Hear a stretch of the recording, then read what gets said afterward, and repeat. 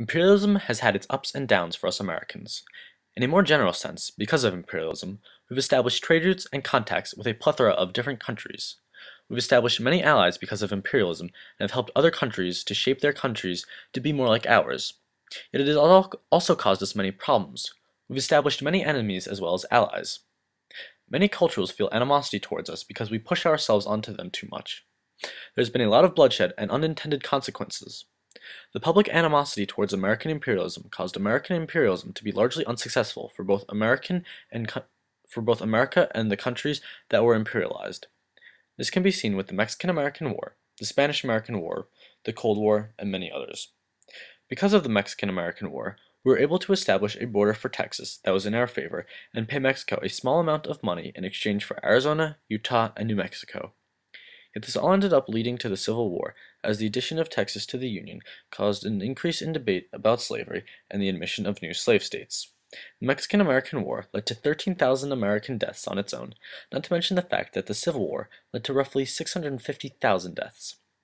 The only thing that Mexico gained was $18.5 million in reparations for the war. Obviously, Mexico wasn't happy with that, because they lost many lives, their land, and now felt that America was a meddling country that couldn't keep its nose out of their business. The Mexican public didn't like America and felt that they were obnoxious and intrusive. This made it harder for America and Mexico to have a good relationship because the Mexican public felt resentment towards America. The next war, the Native American genocide, was one of even more death and disparity. America was following its feelings of manifest destiny at the time. A belief that God had put us in America because we were amazing and we should spread our influence and control over as much land and people as possible. Native Americans were the main obstacle that stood in the way of gaining access to the Pacific Ocean. To do so, Americans tried to push the Native Americans as far west as possible as America continued to expand and develop. America gained enormous amounts of land.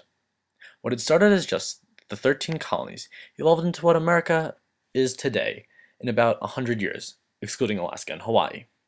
We gained immense amounts of land, which held natural resources such as gold, coal, oil, soil for cultivation, and many other valuable assets. Yet now we regret the way we went about getting that land. Why? Native Americans are one of the most underprivileged groups, mainly because we took all of their land, killed nearly all of them, barely giving them any attention even today. Tribes were ripped apart, families completely annihilated, and an entire group put on the verge of extinction.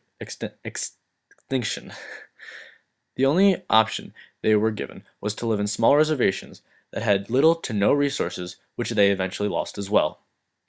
Other options were to either assimilate to America's culture or continue to move westward in hopes of escaping the pursuit of the Americans. The Spanish-American War was one of the shortest wars in American history, and was fought with the Spanish, obviously, over the freedom of Cuba. We fought with the Cuban rebels as they revolted in order to gain their independence. The ironic thing is that they didn't end up gaining their independence after we won. We made Cuba a proletariat, meaning that we allowed Cuba to govern itself, but we had ultimate control over them and could intervene at any time. This enabled America to gain access to their lands and materials, allowing our businesses to flourish as they had a greater market for materials and customers. Yet this created a large amount of animosity among the Cuban natives towards America. Dun, dun, dun. The Cubans didn't, and still don't, take well to America because we claimed to be fighting for their freedom when in fact we were fighting to control them. After we won the war, we didn't even change the leaders from the Spanish leaders to American leaders. That's how little we actually cared about them. We continued to control them until the 1950s, when Cuba rebelled under a young leader named Fidel Castro. Sounds familiar. We said we were fighting for the Cubans, when in fact we were fighting for ourselves. This caused the Cubans to resent us, and eventually become a serious enemy of ours, i.e. the Bay of Pigs, the Cuban Missile Crisis, and the current embargo on all Cuban exports.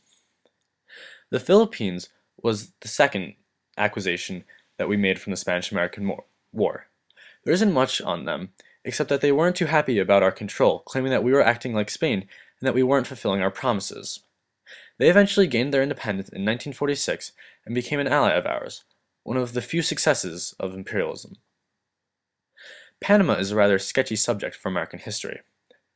America needed a way of connecting the Atlantic Ocean to the Pacific Ocean so that it could easily trade, and move its navy. The best place to put the canal was in Colombia, but the Colombian government refused to allow the canal to be built. So America decided to support, and by support I mean create, a rebellion against the Colombian government. The part that ended up seceding successfully was where modern-day Panama is. The canal made American business grow like never before. It was now cheaper and more efficient to import and export goods, and it was easily accessible. Yet the Panama Canal caused thousands of deaths due to the infections that builders caught from the unfamiliar land. Later on, the canal was connected with the smuggling of drugs in the late 1980s, which caused America to invade Panama. That and the Panamanian government was threatening to kill 35,000 Americans. While American businesses were able to prosper from the cheaper transportation, it came at the cost of tens of thousands of lives. Now the Cold War, that's a biggie. America was able to spread its influence like never before in an attempt to stem communist influence.